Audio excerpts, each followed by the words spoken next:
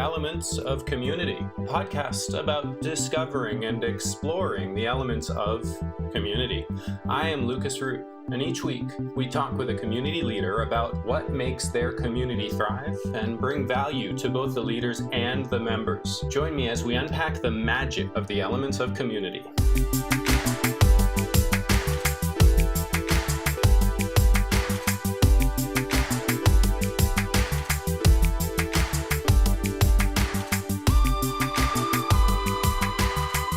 Alessandra, I really appreciate that you're here with me. For the audience, and by way of introduction, you and I have actually been friends for, 6 years now? That long? You're aging us. Yeah, right? We've gone on some coffee dates and some walks in several different parks, and now we get to have a conversation about some of the things that we've had conversations about before. Yeah, it's exciting, right? It is exciting.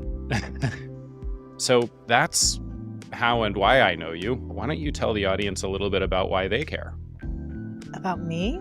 Yeah. Fascinating. Right. Why should you care about me? That's a big question. So, by way of introduction, my name is Alessandra. I am by trade a clinical psychologist, but I don't do that anymore. Although it's still in me, right? It's part of, I'm not. It never goes away. No, because I became it because I am it.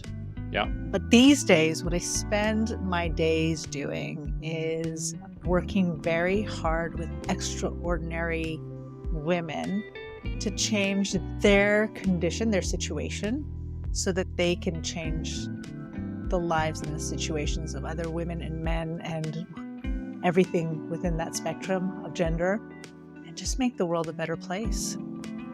That's why they should care. That's why, if you're listening, that's why you should care. So, women who need to change their situation so they can change the world. Exactly. Yeah.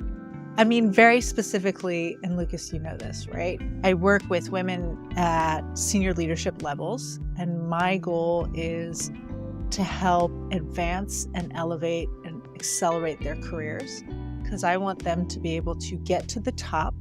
And once they get there, I want them to have the opportunity to speak and actually be heard, to act and actually make impact, and to help all of us rewrite the system so it works better for all of us. I want that too.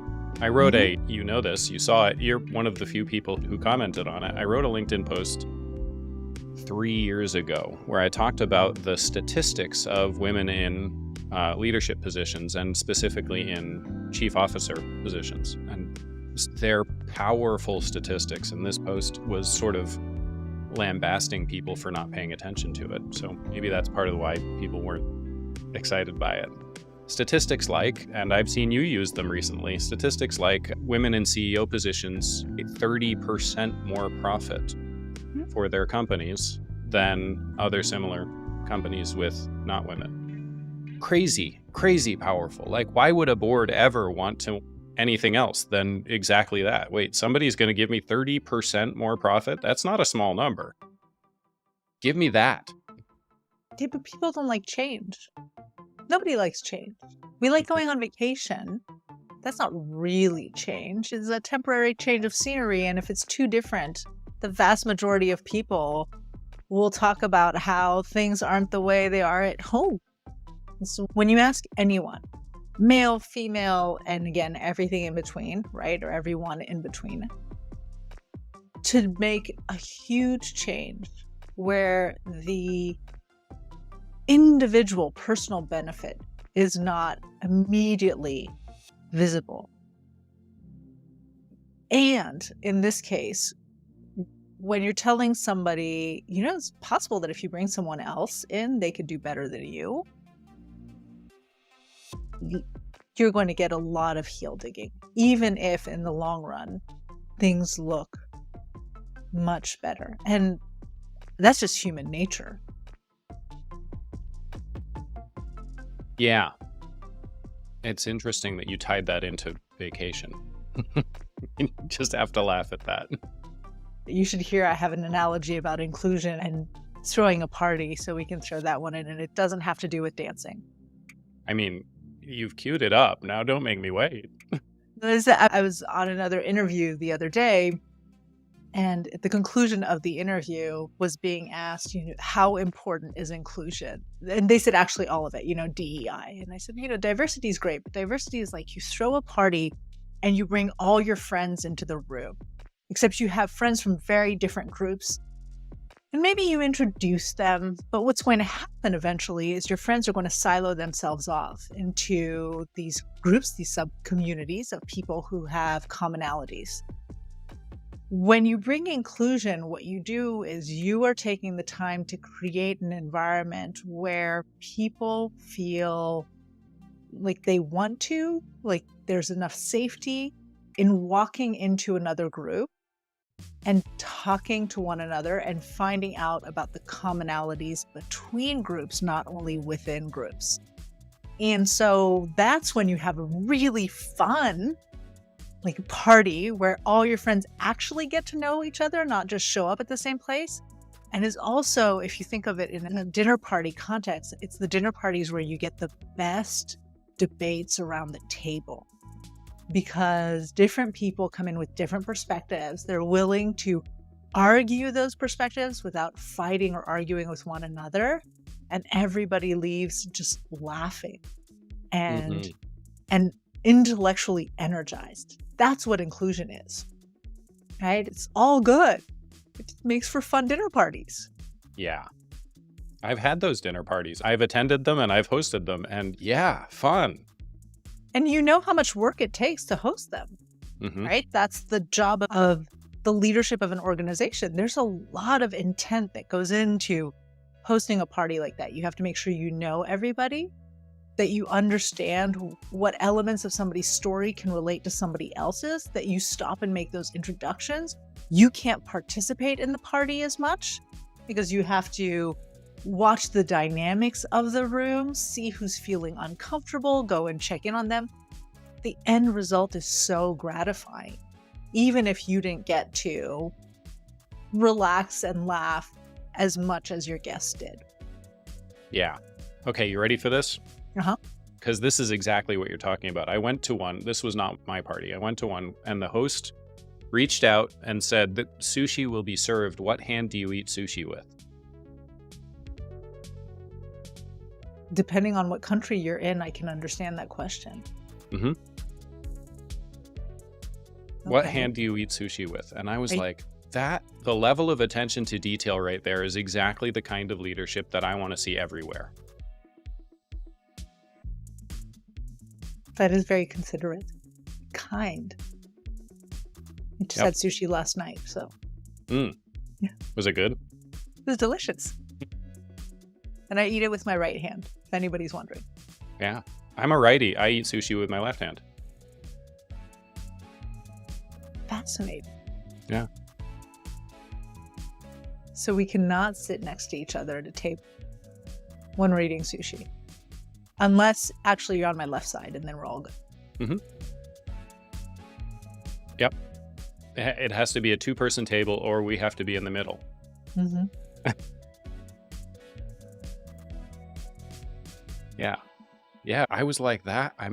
I was so tickled by that level of planning, that attention to detail, that at the depth to which that person was attending to what was going to make an amazing conversation and what would interact with that conversation negatively.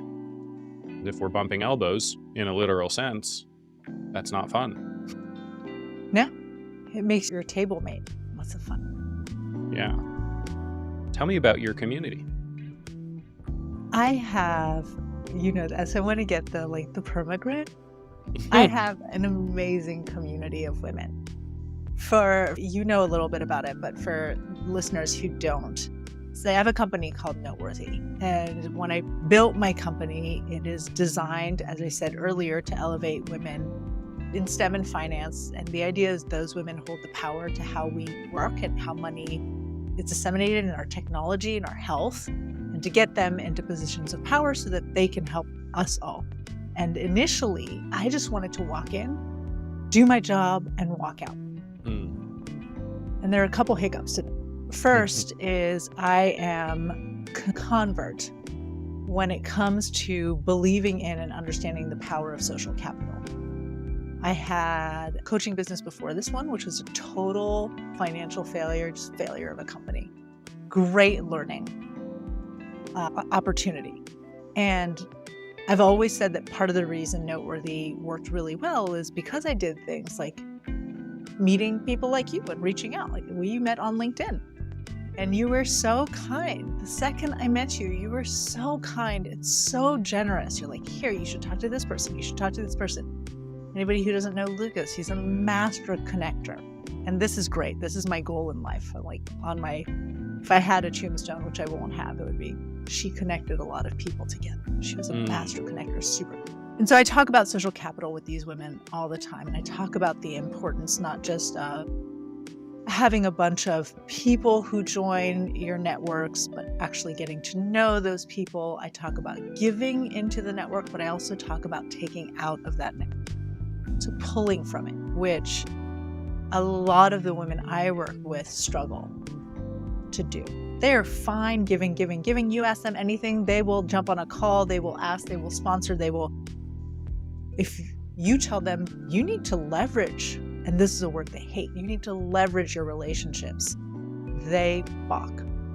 So I'm a convert on this idea of social capital, and I was going to say I do not believe, it's not a belief, it's factual. You cannot advance into senior leadership without a really strong network, because you get to a point in your career where everybody has X many years of experience or the education or whatever. So the differentiating factor is, who knows you? Who do you know? What do they know about you? And what opportunities are they going to give you access to?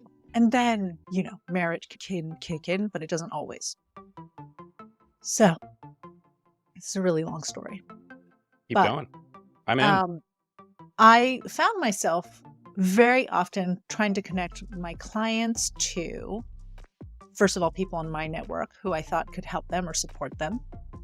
People in my network whom I believed they could support, and then to each other. And I realized that one of the easiest ways of doing that would be to gather them all together in a digital space. So we chose Slack. And I did not want to build a community. I know how much work goes into building at least an online community. It is not a challenge I wanted to take on.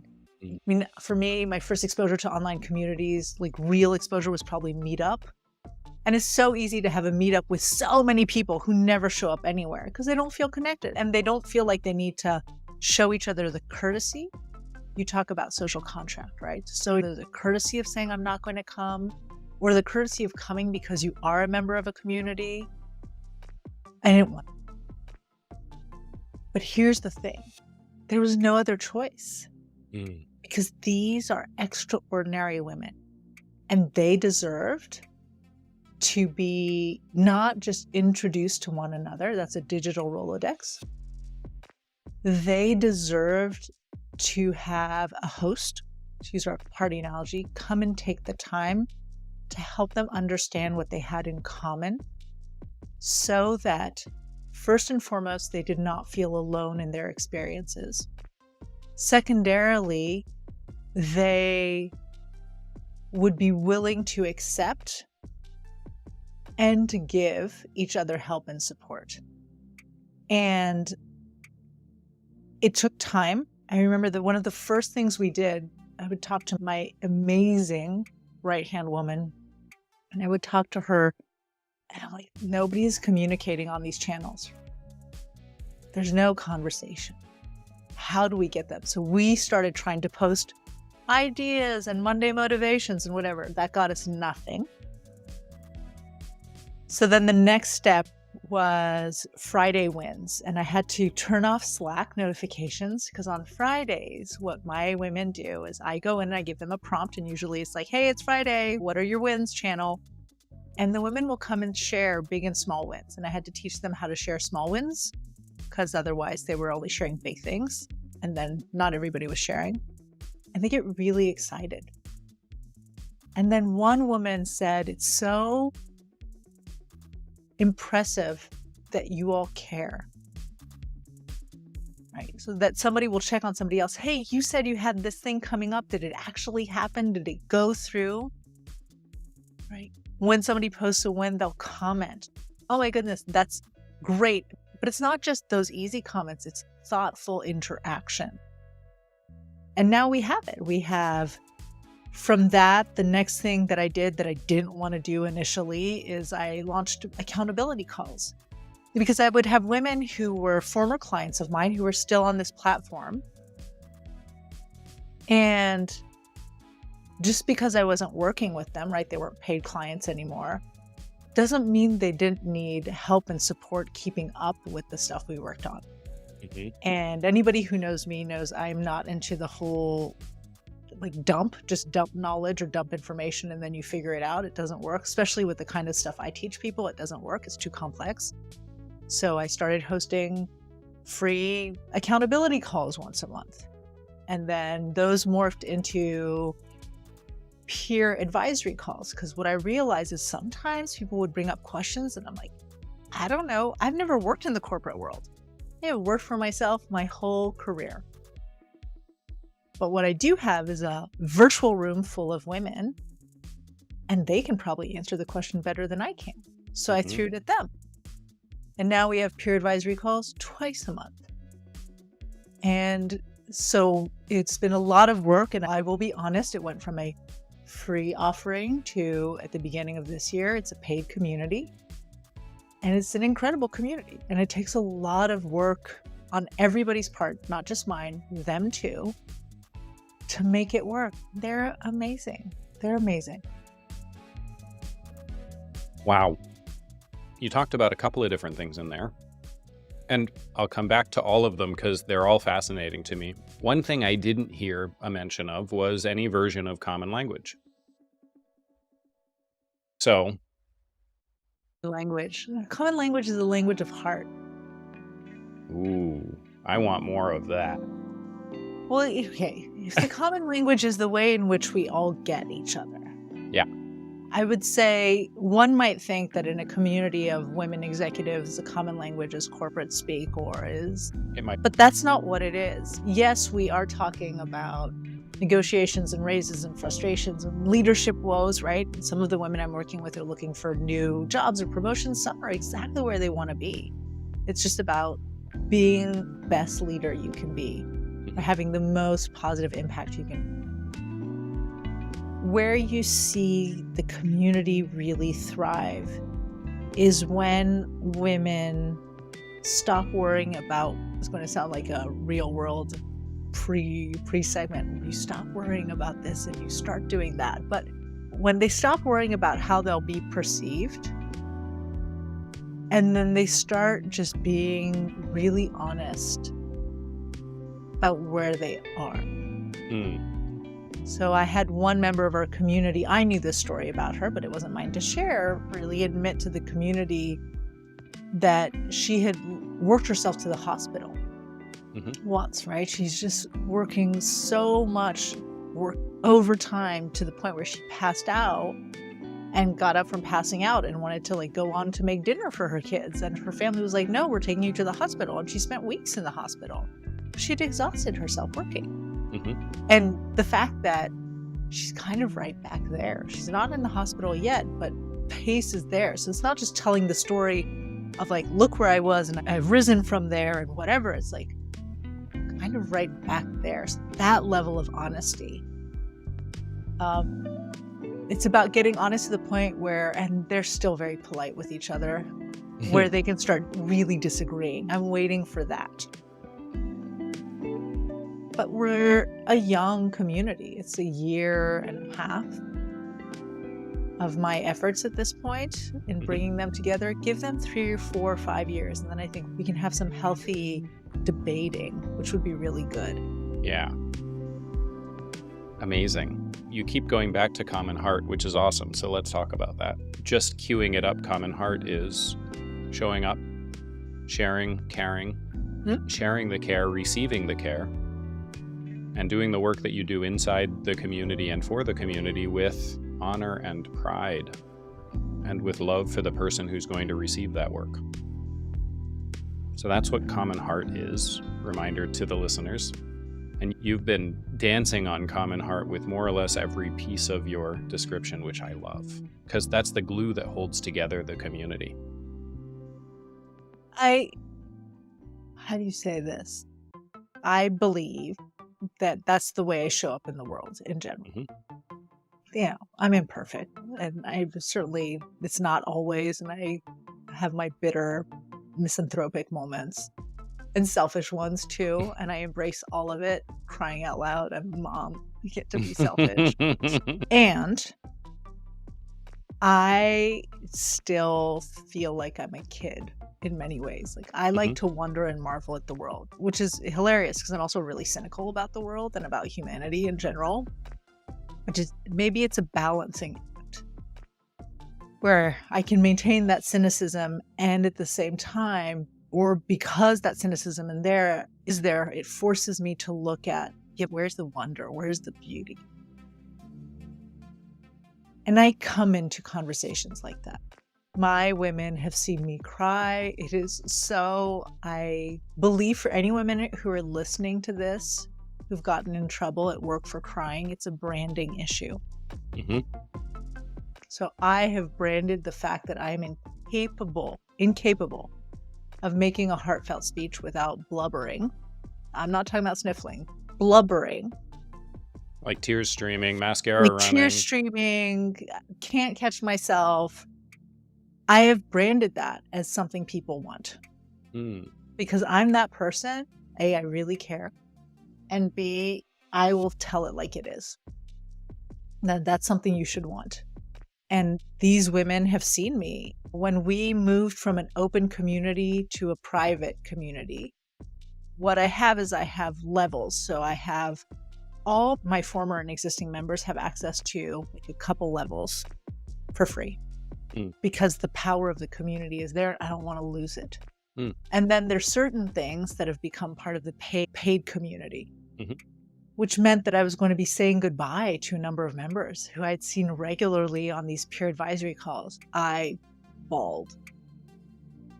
I bawled my eyes out and could not catch myself up. I think because, like the hostess at the party, you set the tone, then these women come in and they follow suit in their own ways, right? That level of, what's the word? Vulnerability. Everybody has a different threshold. I'm very open with stuff, so it's easy for me to be vulnerable. It's easier for me to be vulnerable. It's never easy. Whereas somebody else who might feel like they have to protect themselves a lot, what vulnerability will look like to them might not register for some people, but they bring it in.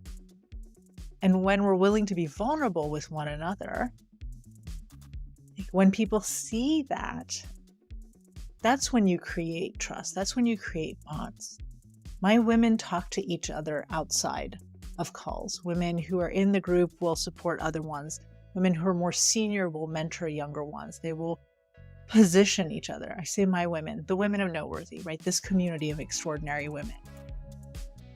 We lift while climbing. That's the goal. Yeah. We all do, actually. That's standard human, right? Is it always, though? I think some people close the door. They smack it in their face. They're like, I'm climbing. I don't want you, some people are kicking the people on the ladder below them or greasing a rung or two. They don't want the person to fall off, but let's make it a little bit more difficult. There's that cynicism. Well, you just have to be realistic. I do not believe that people are fundamentally good or bad. I believe people are fundamentally selfish. And I don't think of that word in a negative way. I genuinely, you and I have had this conversation before. I believe that humans will do what they think is right for them. And for the most part, in good times and often in bad times, the best thing for us is to build community. It's to work together. It's to support each other. It's to create positive engagement. And so we're driven to that. But I love all things apocalypse. I love all things zombie apocalypse. If you bring that in, it's even better. Mm. And if you push people far enough, even the best people will do terrible things.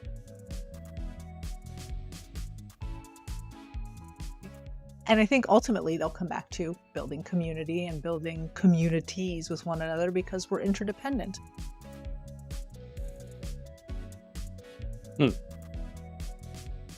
It'd be interesting to look at that outside of the model of infinite individualism that we've built here in the US. True. I am really working off of the context that I've grown up in. I was in the Middle East the first 7 years of my life, but I was too young. And I was in primarily Western communities for the parts of that I can remember. Mm-hmm. Yeah. Obviously, those of you who listen to this show often know that I do not subscribe to the model of infinite individualism. For me, community and individual have to be balanced, always, for us to be effectively human. So I matter and my community matters always together. I mean, I fundamentally agree. That's what will take us further as a species on so many levels, not just survival. I just don't know that it's always observed. It's really interesting. My mother went to Japan a few years ago, and my mother was born and raised in France. She's a first-generation French of Italian descent. I grew up in France, right outside of Paris. My mother now lives in Paris proper, which is where she was born and raised. And so she went to Japan, and she was shocked by how clean even Tokyo was, right? She's like, Japan is so clean, but Tokyo is spotless. People walk around with their own bags. There are no public trash cans because nobody deposits trash for anybody else to pick up. And coming back to Paris, she was shocked by how dirty Paris felt and looked. And as a Parisian, she was born in 1938, or 1939. Think of a little girl who's been walking around Paris as a 5-year-old because we did things like that back then, probably for the betterment of all humanity, to give a little bit of independence and autonomy. She was ashamed. And she tried to find a group that was doing the same thing in Paris, a community. And she found a community of Japanese expats who do that in Paris and walk around. So she'll do that periodically with them. But thinking about that is that difference between infinite individualism. Like France is still infinite individualism, right? So people just throw their crap around. The tourists who come in throw their crap around. But in Japan, where that culture, that mentality, that ethos isn't there, at least for the most part in good times, we're seeing that. You have to see what a zombie apocalypse would look like in Japan. Now I'm curious. Yeah, I'm curious. We should both call our Hollywood contacts and suggest. Well, can we base it off of understanding it's a completely different culture, completely different country, but the Korean movies on post-apocalyptic, it looks kind of wild there too. There's a lot of pushing people out of windows. Did you ever watch any of those? I have not. Netflix has done such a good job actually of bringing foreign films to the American viewer. Audience. With subtitles that everybody's forced to read, which is great. I have no problem reading. Reading works. So there were a few, I wish I could remember the ones, but there were a few streaming on Netflix, which we watched in Korean with the kids instead of watching it dubbed. So you kicked off our relationship with a book. Oh, which one was it? For the Love of Men. Oh, that is a great book. Yeah, we connected on LinkedIn. We had a quick phone call. It was a phone call, not a Zoom meeting. Because, back then, Zoom wasn't a thing.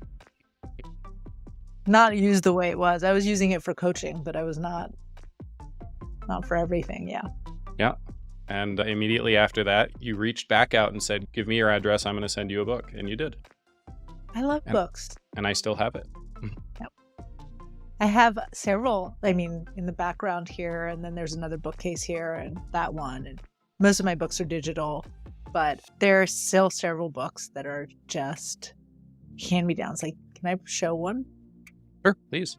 This one is one of my go-to ones. It's called Good Mhm. Guys, and it's about being a better male ally for women in the workplace. And I love it because they talk about being a better male ally for women at home. So that's one I send around a lot. It's a great book.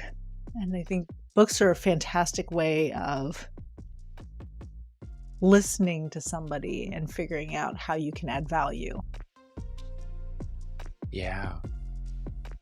I had a really amazing conversation with a woman who I'll probably end up seeing this weekend, actually, about allyship. And part of the conversation was that even men who actively seek to be good allies have no idea how to do it. And it's two-sided. Women who actively need and seek male allies don't know how to ask for it. Mm-hmm. And sometimes women suck as allies themselves, right? All of it.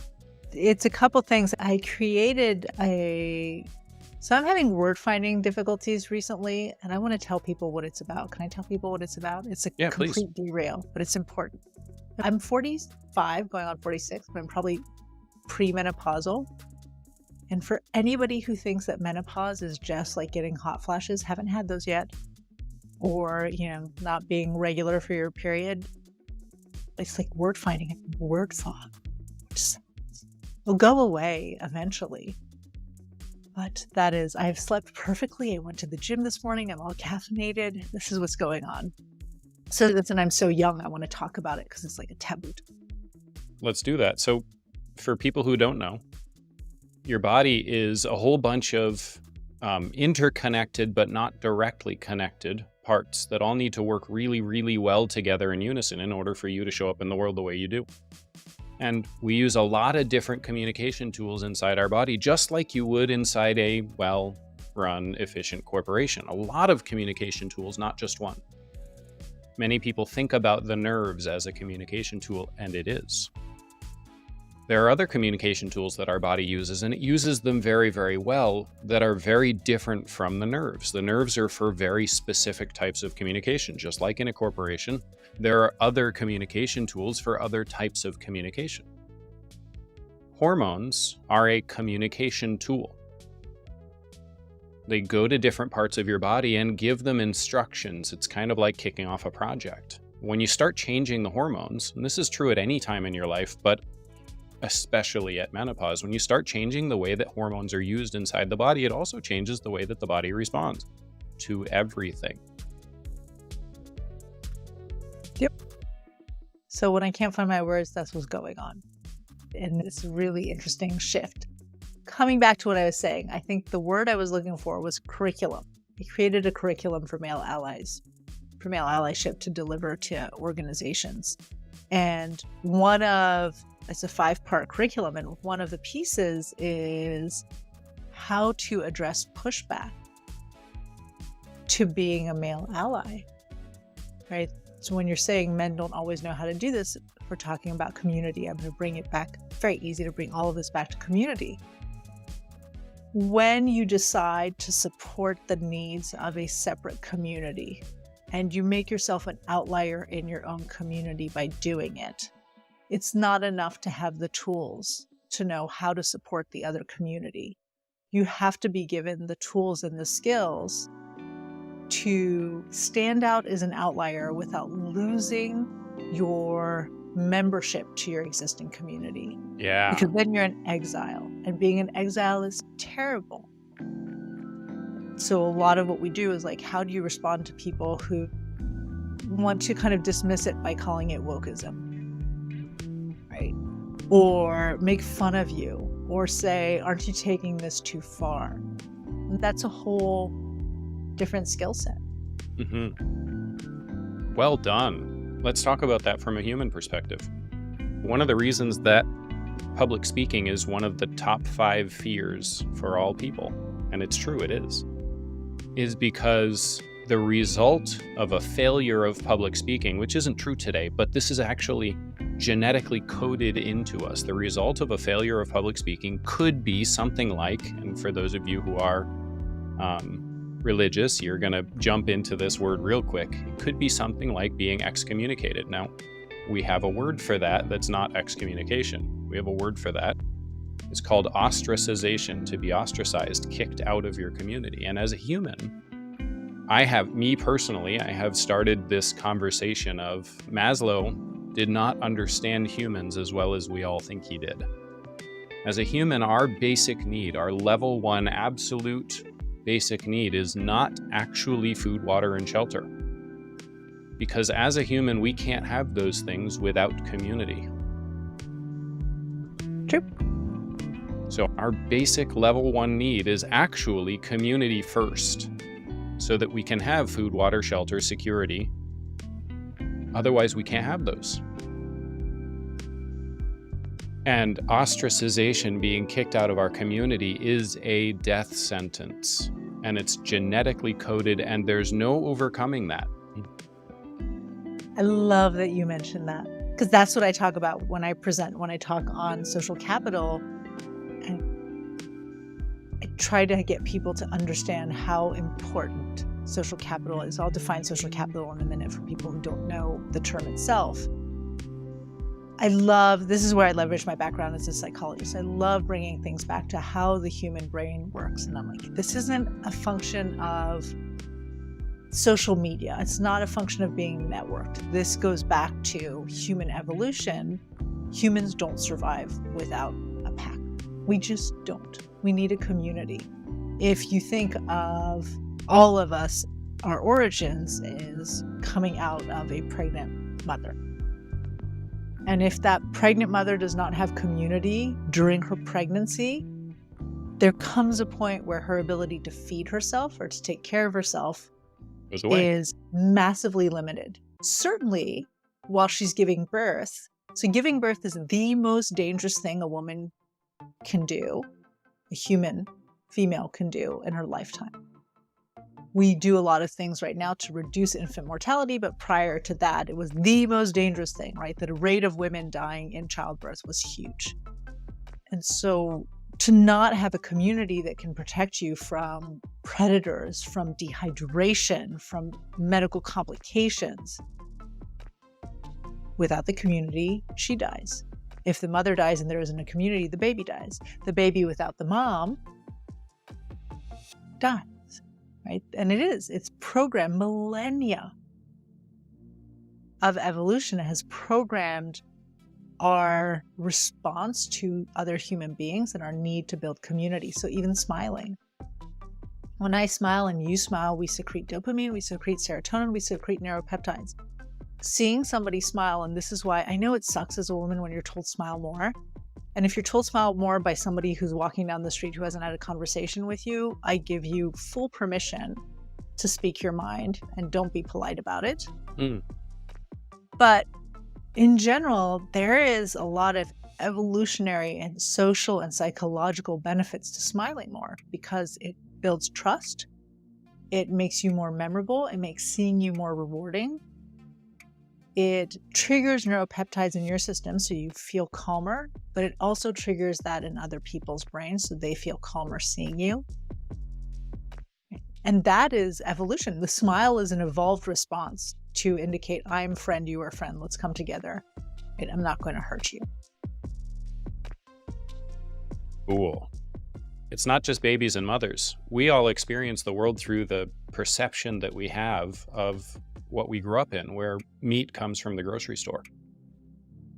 And within the assumption that meat comes from the grocery store, when somebody hands you a rifle and says, you can go hunt for yourself, you're good now, it doesn't occur to you the challenges that come with that. The fact is, even with a rifle, if I don't know where the prey is, there's a reasonable chance I starve to death before I find something to eat. Mm-hmm. If I don't know how to properly butcher the food that I want to eat, if I don't know how to cook it, like us without community in every piece of our life, and it's still true even today. I don't generate the electricity that I'm using for this phone call right now. Yeah. Us without community, we don't work. We are not a tiger animal. We are a predator animal, but we are not a tiger. We don't work in the world alone. I agree. I have nothing else to add to that. It's a statement that stands on its own. Yeah. I did say I was going to define social capital, so I'm going to do that. Let's do that. Okay. So social capital is the sum total, this is my definition, is the sum total of all potential opportunities that arise from the trust and the relationships that you have built within your network. It's opportunity. So the stronger the network you have, not necessarily the bigger, the stronger, the more trust, the more real relationships you have, the more social capital you have. And anybody who thinks that social capital is just a business thing, the next time you run out of an egg or you need $10 from somebody, you ask yourself whether you're going to get that off of a stranger on the street, a neighbor 3 doors down who kind of knows you, or a neighbor you have a good relationship with, or a best friend. Right? The closer, the more trust you have established with somebody, the more likely they are to help you when you need something, whether it's, $10 or, that cup of sugar, or an introduction to somebody to find a job, or an opportunity for a board seat, or shelter when the zombies come. Yeah. And it's not just proximity. So unlike you, I have been in corporate. Mm-hmm. I had a cube mate. The way that you phrase that is beautiful. My cube mate would never have loaned me $10 because I didn't spend time. I sat with him for over 3 years. I didn't spend time building a relationship with him. Now, there were people that I worked with while I was in corporate that would have loaned me that $10 or given me an egg or a cup of sugar. But my cube mate was not one of them. It's not just proximity. Right. It's quality of relationship. That's right. Which is why it's so important to invest time in getting to know people, because then you can have the best dinner parties. You can introduce everybody properly, and they don't need to be big dinner parties. Even bringing 5 people who don't know each other around a table. And I chose that number on purpose. Even bringing those 5 people, just because they all know you doesn't mean they know each other or feel comfortable with each other. But you can leverage everything you know about them to build an incredible experience and have a wonderful party. And then you've just leveraged the social capital of your network to have something really positive and nice in your life. Yeah. Absolutely. Amazing. How does it actually show up, building social capital inside of the Women of Noteworthy? Can I ask you to define the question a little bit more? Please use it in a sentence. They're engaging with each other. Mm-hmm. Some of them are in the process of building real, meaningful relationships that they wouldn't have otherwise if they weren't part of the Women of Noteworthy. How does that show up in terms of creating additional engagement and leveraging that engagement and bringing more people together and creating new opportunities? Thank you. I appreciate you taking the time to do that. First of all, it'll show up simply, is the first place, is simply by being there for one another. So when somebody's willing to share an issue or be vulnerable about something, there's enough trust built in the community that if somebody else has experienced that or is experiencing that, they're willing to admit, I'm right there with you. And that might seem small to some people. It is huge. Going back to being ostracized, feeling alone, feeling isolated is the worst thing. There's literally research that shows that idea, like misery loves company, is true.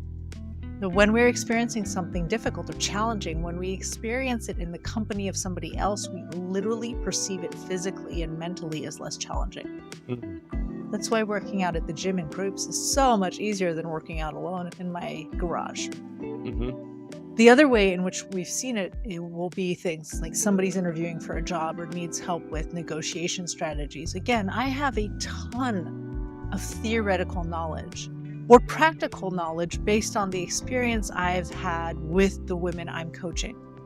But other than establishing my own price point and fighting for it, when I'm doing consulting or speaking, I haven't done a ton of negotiations.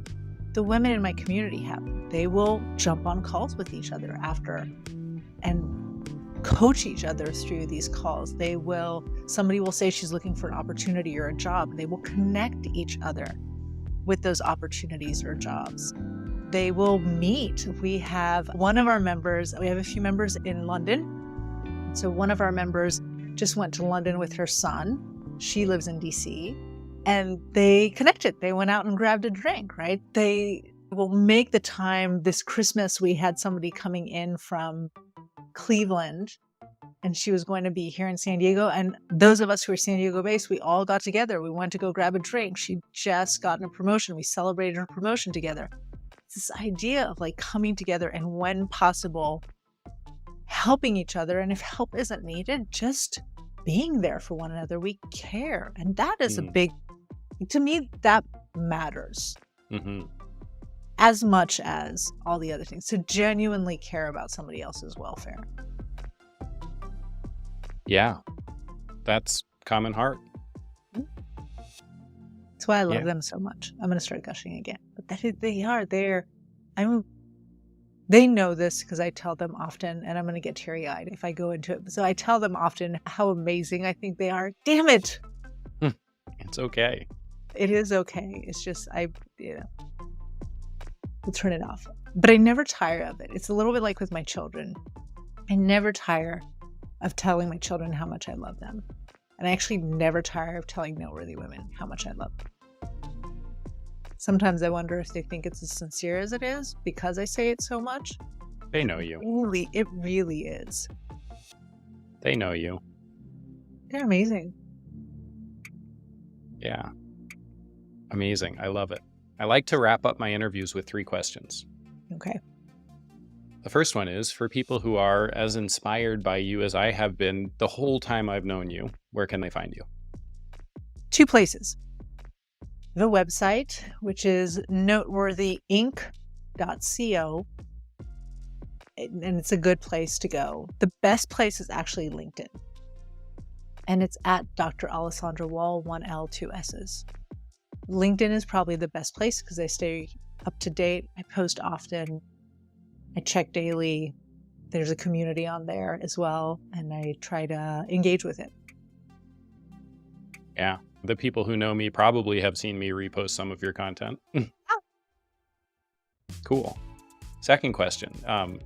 This is a curveball. It's one my audience has gotten used to enjoying. If there was any one question you wish I had asked you but haven't, what would it be? Only if you don't ask it to me after. Oh my goodness. Okay, there are 2 that came to mind. I'm going to tell you the one. It's too much work to answer, so I'm just going to say it now. What kind of community do you want for yourself? Right? Because a lot of this is talking about building communities for others, and it's not that clearly we don't get something from that, but is it different than the community we build for others? And then the one I always hate, which is if you got to invite X many people to a dinner party, who are the 3 people you'd want to sit down with? I hate that question. Why? I don't know. Depends. Because the answer is it depends given on where I'm at in my life. Sure. And it's rarely anybody that anybody else would know. I don't need to sit around a table with Winston Churchill and Marie Curie, Jesus, and who else? Obama. I mean, you could with Obama. I could, but my grandfather would be really cool right now. There's my husband's grandfather who was a Chinese warlord. I want to hear about that. That might change. Like a week from now, it would be. I want to go to that dinner party.